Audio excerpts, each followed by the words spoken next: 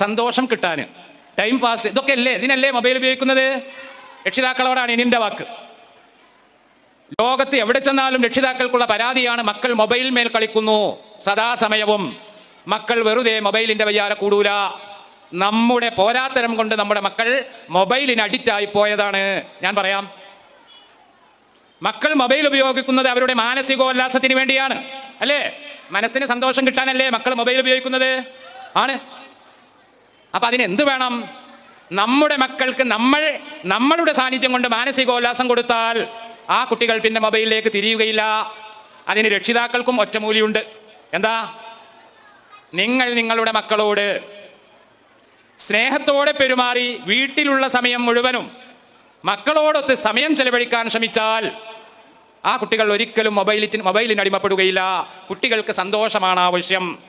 സമയമില്ലാത്തത് കൊണ്ട് ഞാൻ ചുരുക്കി പറയാണ്, കുട്ടികൾക്ക് 2 ആവശ്യങ്ങളാണുള്ളത്. ഒന്ന് ശാരീരിക ആവശ്യങ്ങൾ, ഒന്ന് മാനസിക ആവശ്യങ്ങൾ. ആ മാനസിക ആവശ്യങ്ങളിൽ ഏറ്റവും പ്രധാനപ്പെട്ടതാകുന്നു സ്നേഹം എന്നത്. ഒരു കുട്ടിക്ക് ആ കുട്ടിയുടെ വീട്ടിൽ നിന്ന് സ്നേഹം ലഭിക്കാതെ പോയാൽ സ്നേഹം ലഭിക്കുന്ന സ്ഥലത്തേക്ക് ആ കുട്ടി പോയിരിക്കും. അതിൽ കുട്ടിയെ കുറ്റപ്പെടുത്തിയിട്ട് കാര്യമില്ല.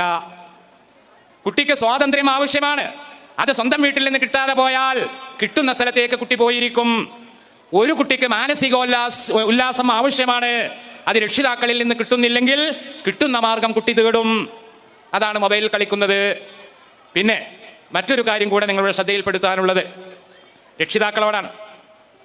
നമ്മുടെ മക്കൾ നേരത്തെ ഞാൻ പറഞ്ഞ പോലെ ദുനിയാവിലും ആഖിറത്തിലും നമുക്ക് ഉപകരിക്കുന്ന മക്കൾ ആവണമെങ്കിൽ കുട്ടികൾക്ക് ബോധം വരുന്ന കാലം അത്രയും കേവലം +2 ക്ലാസ്സിലെ മദ്രസ പഠനം കൊണ്ട് ഈ കുട്ടികൾക്ക് മതബോധം ഉണ്ടാവുകയില്ല.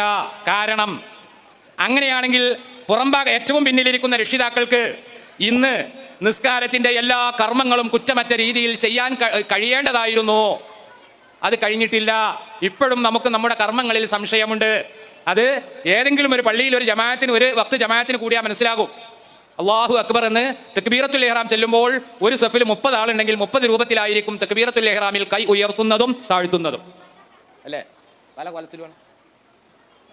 അപ്പൊ മദ്രസയിൽ പഠിക്കുന്ന കാലത്ത് നമുക്കതിൻ്റെ ശരിയായ രൂപം പഠിക്കുന്ന ഒരു മാനസികാവസ്ഥയല്ല ഉണ്ടാവുക. മനുഷ്യന്റെ പ്രകൃതി അങ്ങനെയാണ്.